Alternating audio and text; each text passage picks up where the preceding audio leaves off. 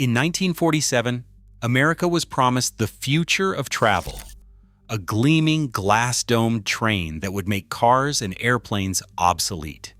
Within a few years, it had been quietly broken up and sold off.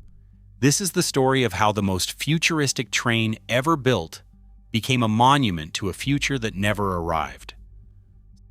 Cyrus R. Osborn held the kind of job title that sounded built for the post-war American boom: Vice President of General Motors, General Manager of the Electromotive Division. In July 1944, he found himself in a place that was anything but ordinary: the cab of a diesel locomotive winding through Glenwood Canyon, Colorado. The windows stretched wide, the river below shimmered in the sun, and sheer rock walls pressed close on both sides.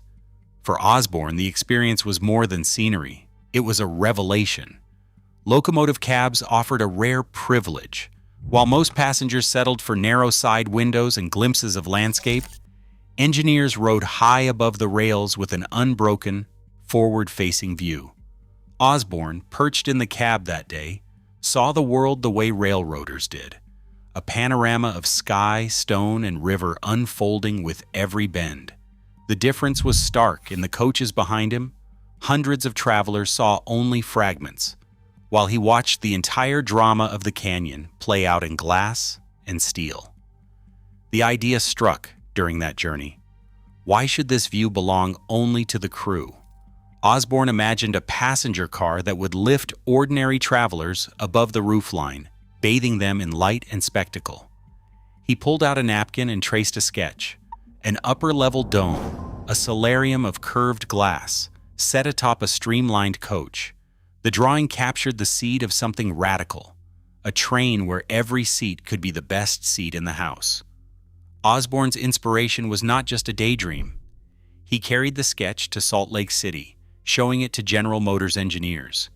The concept was simple, but it was also audacious: a train with a glass dome, where the boundaries between inside and outside would dissolve, and the American landscape would become part of the journey. The idea would soon leave the napkin behind, passing from Osborn's imagination into blueprints and, eventually, into steel and glass. But in that moment, the train of tomorrow was only a vision, a promise that the ordinary could become extraordinary, if only someone dared to build it. What began as a solitary revelation in the canyons of Colorado would soon set in motion one of the most ambitious experiments in American passenger rail. Osborn's sketch was not yet a train, not yet a spectacle, but it was the spark that would ignite both. General Motors did not build trains. It built power. By 1947, the Electromotive Division had made General Motors the undisputed champion of diesel locomotives, and Cyrus Osborn's vision needed more than a sketch on a napkin. It needed a partner with the skill to turn glass and steel into a rolling spectacle. That partner was Pullman Standard, the legendary railcar builder whose factories had supplied generations of American railroads with sleeping cars and streamlined coaches. The pairing was as practical as it was ambitious. General Motors would provide the heart, a brand new EMDE-7 diesel locomotive, number 765. Pullman Standard would craft the body, 4 custom-designed passenger cars crowned with the new Astrodome. The division of labor was clear from the start. General Motors sponsored the project and paid the bills, but Pullman Standard's engineers and craftsmen shaped the Stardust, Skyview, Dream Cloud, and Moonglow from blueprints and raw materials. Each car was a feat of mid-century engineering: full-length domes of curved safety glass, steel frames reinforced for the extra weight, and interiors that promised a new kind of travel: light-filled, panoramic, and modern. The dome itself was a technical marvel, stretching above the roofline to give riders a 360-degree view of the passing world. Air conditioning, indirect lighting, and plush seating turned the cars into moving showrooms for what rail travel could be, if only the country still wanted it. This was not a production contract. The train of tomorrow was a demonstration, a one-off built to tour the continent and dazzle the public. General Motors' motive was never to flood the market with dome cars. It wanted to sell diesel locomotives to railroads still clinging to steam. Pullman Standard, for its part, had no illusions about mass orders. The company's expertise made the vision possible, but the business case was always tied to General Motors' promotional ambitions, not a new era of passenger rail. From the earliest press brochures, the message was explicit: better trains follow better locomotives. The train was a rolling advertisement, not a blueprint for a fleet. The partnership played to each company's strengths: General Motors' marketing muscle and diesel technology, and Pullman Standard's mastery of car construction and design. Together, they produced a machine that looked like the future, even as the future was slipping away from the rails. The irony was hard to miss. As the Stardust, Skyview, Dreamcloud, and Moonglow took shape in Pullman Standard's shops, the American public's attention was already shifting to highways and airports. Yet for a brief moment, the train of tomorrow stood as proof that technical brilliance and spectacle could still command the spotlight, even if the world was already moving on. The train of tomorrow was never just a single showpiece. From the start, it rolled out as a matched set: 4 cars, each with a name that suggested both modernity and a touch of fantasy. Stardust, the dome coach, was the gateway for ordinary passengers. With 48 seats on the lower deck and a sweeping dome above, it offered a new vantage point for travelers who, until now, had been confined to narrow windows and dim aisles. The dome's curved glass wrapped around the upper level, turning even the most routine journey into a moving panorama. Skyview, the diner, was a restaurant on rails. Its lower level held a full kitchen and booths for 34 diners, while the dome above seated 18 more beneath a canopy of glass. Meals were served with the landscape as a backdrop, a deliberate invitation to linger over scenery as much as supper. The car's design made it possible for guests to watch mountains and cities glide by as they ate, the experience as much about spectacle as sustenance. Dreamcloud was the only dome sleeper Pullman Standard ever built. 20 berths lined the lower deck, while the dome above offered 24 more spaces to rest beneath the stars. Each compartment was a compact retreat, finished in polished wood and soft lighting. At night, the dome glowed faintly, a floating hotel room with a view of the darkened countryside. For a brief moment, the luxury of private travel and the thrill of the open road came together in one car. Moonglow served as the observation lounge at the end of the train. 68 seats, 44 below and 24 above, were arranged to face the rear so that passengers could watch the rails unwind behind them. Chrome trim, indirect lighting, and a bar completed the effect.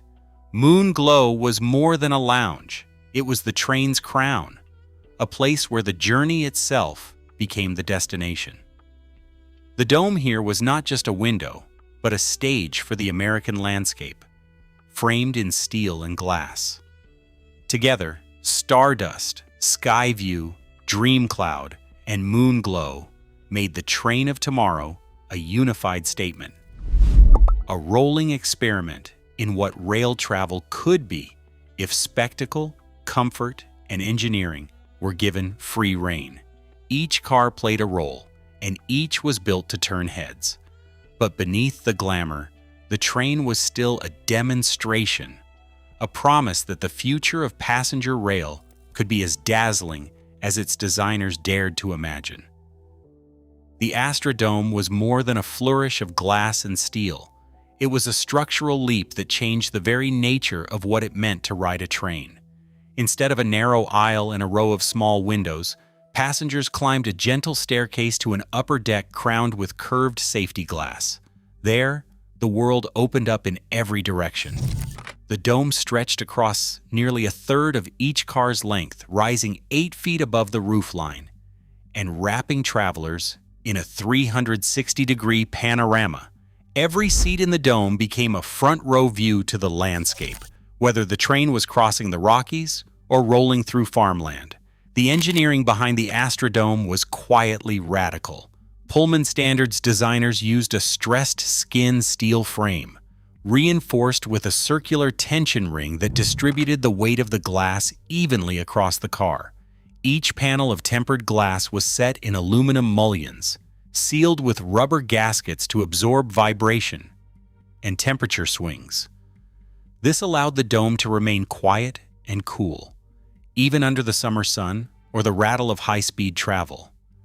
Air conditioning units, tucked into the roof cavity, piped chilled air along hidden ducts. At night, indirect lighting glowed from the base of the dome, turning the upper level into a floating lounge above the rails. The effect was immediate and unmistakable.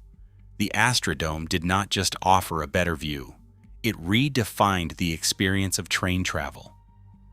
Instead of peering sideways at passing scenery, passengers looked out and up, surrounded by sky and horizon. The design signaled a new kind of luxury, one rooted in openness and connection to the outside world, rather than heavy ornament or private compartments. In 1947, this felt like a promise kept. The ordinary traveler, once shut away in a dim compartment, now rode high above the rails, as if the journey itself had become the destination.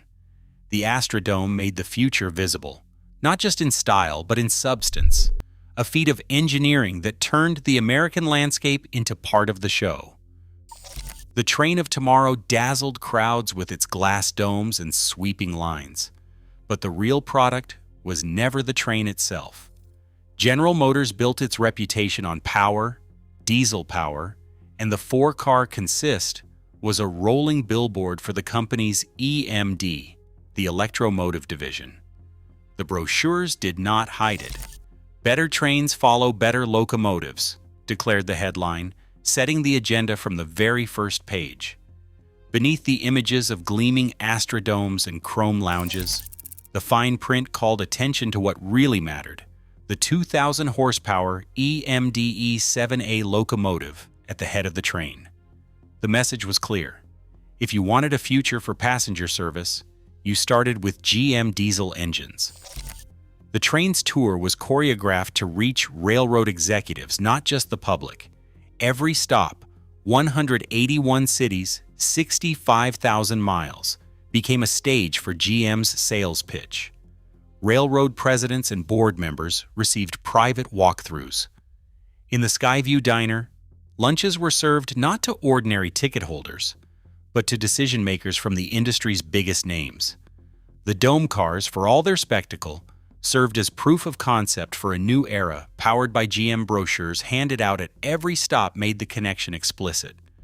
Modern motive power is the heart of tomorrow's train. The Astrodome was a marvel, but the locomotive was the main event. Contemporary reporting followed the same line. Trade journals devoted columns to the reliability and efficiency of the EMDE 7, describing its seamless acceleration, its low maintenance costs, and its ability to run day and night without the delays that plagued steam. The press noted that while the dome cars drew the crowds, the real audience was the men in suits, gathered in the lounge car to hear about fuel savings and scheduling flexibility. GM's promotional films lingered on the engine's streamlined nose, the rhythmic chug of the diesel, and the control panels that promised a new standard for American railroads. Even the car names, Stardust, Skyview, Dreamcloud, Moonglow, were less a product catalog than a supporting cast for the main attraction, GM diesel technology. Pullman Standards' role was essential, but always secondary to the corporate motive. The company supplied the engineering expertise to turn Osborne's vision into steel and glass, yet the business case was never about launching a fleet of dome cars. Pullman Standards craftsmen built the spectacle, but the contract was for a single demonstration, not a production run. The partnership was transactional. GM paid the bills and set the agenda. Pullman Standard delivered the hardware. Both companies understood that the future of passenger rail would be decided not by design alone, but by the economics of motive power. The irony ran deep. While millions of Americans marveled at the train of tomorrow, The sales pitch was aimed at a shrinking market. Railroad executives, courted by GM's traveling showcase, faced a world where cars and airplanes were already pulling passengers away from the rails. The dome cars promised a new kind of luxury, but the real gamble was on the diesel engine, a technology that would soon dominate freight even as passenger service withered. GM's demonstration train was a spectacle of modernity, but its commercial logic was rooted in a pragmatic bet that railroads could be convinced to buy diesel power even if the golden age of passenger trains was already ending. In the end, the train of tomorrow was less a prototype than a persuasive argument. It was built to sell locomotives, not tickets. The tour's real audience was always the boardroom, not the station platform. And while the public marveled at domes and chrome, the decision-makers weighed cost, efficiency, and the hard math of a changing transportation landscape. The train itself would vanish, but the diesel revolution it championed would transform the industry, just not in the way the spectacle had promised. The train of tomorrow was not content to sit on a siding, waiting for attention. It was built to move, and move it did, across a continent, through cities, towns, and the heart of post-war America. Over the course of 28 months, the train became a traveling sensation, covering nearly 65,000 miles and stopping in 181 cities. The numbers alone suggest a campaign of almost presidential scale, but the reality was even more vivid. At every stop, crowds pressed in for a look at the future, drawn by newsreels, radio spots, and the promise of something they had never seen before. The tour began with a christening at Chicago's Soldier Field in late May 1947. From there, the train set out on an itinerary that would touch nearly every major rail hub and dozens of smaller communities. In Detroit, more than 60,000 visitors streamed through the cars in just 5 days. Toledo saw over 11,000 in a single afternoon, with hundreds turned away when the line grew too long. In Pittsburgh, nearly 40,000 people toured the train in less than a week. The records from each city tell the same story. Wherever the train of tomorrow arrived, it drew crowds by the thousands, sometimes overwhelming local police and station staff. The train itself was a spectacle in motion. Its blue and silver cars, Stardust, Skyview, Dream Cloud, and Moonglow, rolled into each station gleaming under the sun, the curved glass of the Astrodomes catching the light and promising a view of the world that most Americans had only imagined. The domes, perched above the roofline, transformed the train into a moving observatory. People lined up to climb the stairs and sit in the upper deck, gazing out at city skylines, farmland, rivers, and mountains. For many, it was the first time they had seen the world from this vantage point, and the effect was as much emotional as it was technical. Press coverage followed the train from city to city. Newspapers printed photographs of crowds snaking along the platforms, children perched on their parents' shoulders, reporters marveling at the air conditioning and indirect lighting. Newsreel cameras captured the christening in Chicago, the packed stations in the Midwest, and the special runs through scenic landmarks like the Royal Gorge. The promotional material, handed out by General Motors staff at every stop, made the connection clear. This was not just a train, it was a demonstration of what American engineering could achieve, a rolling argument for the diesel-powered future. The tour was relentless. Over 28 months, the train of tomorrow became a fixture in the national imagination, a kind of traveling World's Fair. It was not a static exhibit left to gather dust in a single city. Instead, it became a moving event, a public spectacle that brought the promise of modern rail travel directly to the people. The numbers grew with each stop. More than 5 million visitors stepped aboard, and General Motors' own estimates claimed that as many as 20 million Americans saw the train pass through their towns or appear in the press. The sheer scale of the campaign was unmatched in the history of American passenger rail. Yet beneath the excitement, there was always a tension between the spectacle and the reality. The crowds were real, The press coverage was glowing, and the technical achievement was undeniable. But as the train rolled from city to city, the underlying question remained: would all this attention translate into a new era for passenger rail? Or was the train of tomorrow destined to be remembered as a beautiful, moving show, a vision of the future that the world was already leaving behind? No order book ever existed for a fleet of trains of tomorrow. The project's own ledgers and internal memos confirm it. General Motors paid the bills, Pullman Standard built the hardware, and both companies knew from the outset that this was a one-off demonstrator, not the first of many. The entire train, locomotive, and 4 dome cars was commissioned by General Motors' Electromotive Division as a rolling showcase for diesel power and post-war design, not as a commercial product line. Pullman Standard's contract files list the Stardust, Skyview, Dream Cloud, and Moonglow as a single lot, with no follow-on orders and no production tooling for mass manufacture. Every invoice and ledger entry points to a bespoke build paid for by General Motors' promotional budget, not a railroad's capital plan. Despite the legend, Pullman Standard was never bankrupted by the train of tomorrow. The company's financial records from the late 1940s and 1950s show steady business in passenger and freight equipment, with the train of tomorrow appearing as a footnote among dozens of contracts. General Motors, for its part, recorded the project as a marketing expenditure. Costly, yes, but nowhere near catastrophic. The demonstration train was sold to Union Pacific in 1950, recouping a portion of the outlay. Pullman Standard continued to deliver cars for other railroads for decades. Neither company's balance sheet ever listed the train of tomorrow as a fatal miscalculation.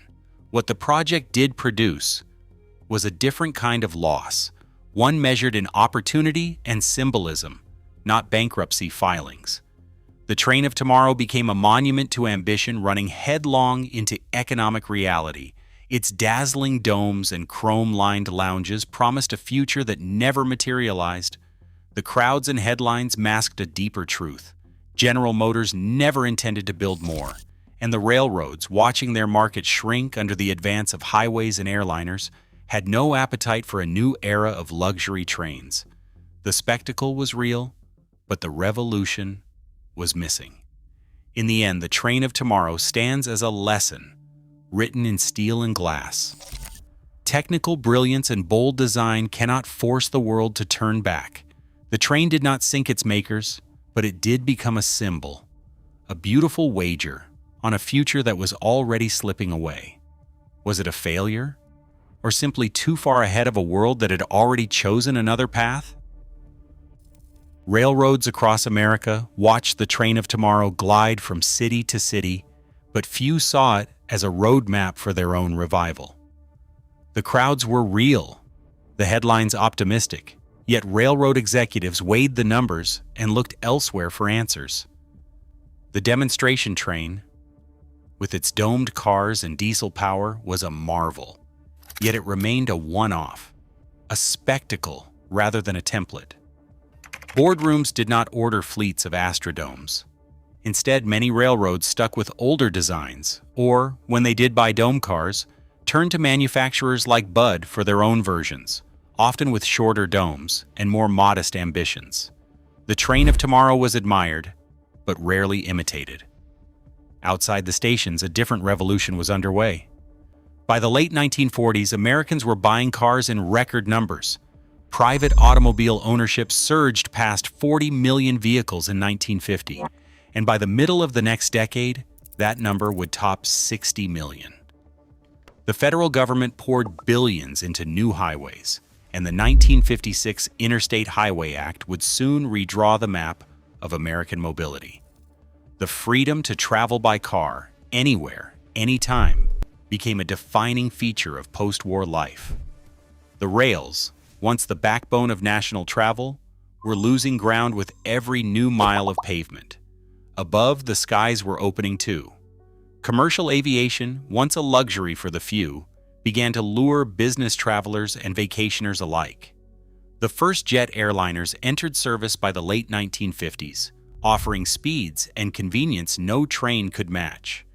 Airports expanded, ticket prices dropped, and the idea of crossing the country in hours instead of days became reality. Railroads, watching their passenger numbers plummet, shifted their focus to freight, where diesel power paid steady dividends. The train of tomorrow was caught in this crosswind of change. Its timing, not its engineering, proved fatal to its promise. The domes and chrome, the dazzling views and plush interiors could not reverse the migration to highways and runways. The project became a monument to the hope that spectacle and innovation might restore the golden age of passenger rail, when in truth, the market had already chosen a different path. The train's brilliance lay in what it showed was possible, but its fate was decided by forces far beyond the rails. Union Pacific acquired the Train of Tomorrow on April 1, 1950. The sale brought the experiment to an end, transforming a spectacle of modernity into a set of working machines. The handover was practical, not ceremonial. General Motors' demonstration was over, and Union Pacific had purchased a train, locomotive, Stardust, Skyview, Dreamcloud, and Moonglow at a price set by the realities of the used equipment market, not by the ambitions of its creators. The Consist entered regular service on the Portland to Seattle corridor as part of Union Pacific's City of Seattle trains, starting June 18, 1950. The domes that once drew lines of visitors now rolled quietly through the Pacific Northwest, their blue and silver paint soon replaced by Union Pacific's yellow and gray. The names, Stardust, Skyview, Dreamcloud, Moonglow, faded from timetables as the cars received new numbers. Union Pacific 7010 for Stardust, 8010 for Skyview, and 9015 for Moonglow. Dreamcloud, the only dome sleeper Pullman ever built, kept its original name but lost its singular status as it was cycled through the sleeping car pool. No longer a matched set, the four cars were split up and assigned wherever they fit best. Stardust and Skyview became part of the regular coach and diner rotation. Dreamcloud appeared on overnight runs, its dome berths now just another option among many. Moonglow, once the crown jewel, became a lounge car at the rear of assorted trains, its panoramic dome now an amenity rather than a headline. The Astrodome innovation, which had once set the train apart, was quickly absorbed into Union Pacific's growing fleet of dome cars, many of them built by Budd or American Car and Foundry, each with its own take on the panoramic view. Service logs from the early 1950s show the former Train of Tomorrow cars covering thousands of miles, their maintenance records indistinguishable from any other piece of rolling stock. Crew reports preserved in Union Pacific newsletters describe the novelty wearing off as the cars aged into routine. The glass dome still caught the sun, but the sense of wonder gave way to the demands of daily operation, cleaning, repairs, schedules, and the steady churn of passengers who boarded and disembarked without knowing they were riding a piece of post-war optimism. The breakup of the Consist marked the end of its brief life as a unified vision. What had started as a single, futuristic statement became four ordinary cars, scattered across a railroad that was itself adjusting to a world where passenger service was losing ground. The spectacle faded into the background, leaving behind only traces of its former promise. In the ledgers and assignment sheets of Union Pacific, the Train of Tomorrow became just another entry, a symbol of how even the boldest ideas can be swallowed by the routines they once sought to transform. Retirement did not come with ceremony for the Train of Tomorrow. By the mid-1960s, the four original dome cars, Stardust, Skyview, Dreamcloud, and Moonglow, had traveled far from their days as a matched set. Union Pacific, facing the same pressures as every other American railroad, began to thin its passenger fleet. The cars that once drew crowds of thousands now appeared on surplus lists, their names replaced by numbers in company records. Stardust, the dome coach, left service first. In November 1964, it was retired and sent to McCarty's scrapyard in Pocatello, Idaho, a place that became the final destination for 3 of the 4 cars. Sky View, the dome diner, had already made the same journey in February 1961. Dream Cloud, the only dome sleeper ever built by Pullman standard, followed in early 1964. Each was stripped of parts and cut apart for scrap, their glass domes and stainless steel bodies reduced to salvage. The spectacle that had once promised a new era of travel was dismantled piece by piece, leaving behind only paperwork and faded photographs. Moonglow, the observation lounge, escaped this fate by the narrowest margin. After years of quiet service, it too was retired and sold as scrap, ending up in the same Pocatello yard that had claimed its sisters. For a time, it seemed destined for the torch. But in the early 1990s, Lee Whitten, archivist at Utah's Ogden Union Station, learned of its existence. Whitten, recognizing the car's significance as the last survivor of the train of tomorrow, organized a rescue effort. Volunteers and museum staff arranged for Moonglow to be lifted from the scrapyard and transported to Ogden, where it remains in storage, awaiting restoration. Today, Moonglow stands as the lone material witness to a vanished experiment. Its dome glass still curves above the lounge, though the chrome trim is dulled and the upholstery faded. Preservation records at the Utah State Railroad Museum document every step of its rescue, from the scrapyard purchase to the painstaking stabilization of its structure. No other piece of the original set survives. The other 3 cars exist only in photographs and fragments, their steel long since melted down and scattered. Moonglow's presence is more than nostalgia. It is a physical reminder of the ambitions and ironies that shape the train of tomorrow. The car endures as a silent testament to the promise and the limits of technical genius. A future built in steel and glass, left behind by a world racing down highways and runways. In the end, the survivor is not just a relic, but the last remaining argument that the future once looked like this, and that sometimes what survives is not the revolution, but the memory of the attempt. The Astrodomes gleamed. Stardust and Dream Cloud rolled out in triumph. But the spectacle masked a deeper irony. General Motors and Pullman Standard's masterpiece was never truly meant for mass travel. Union Pacific took the torch, yet only Moonglow survives, an artifact of ambition outpaced by cars and jets. Technical brilliance met a world rushing in another direction.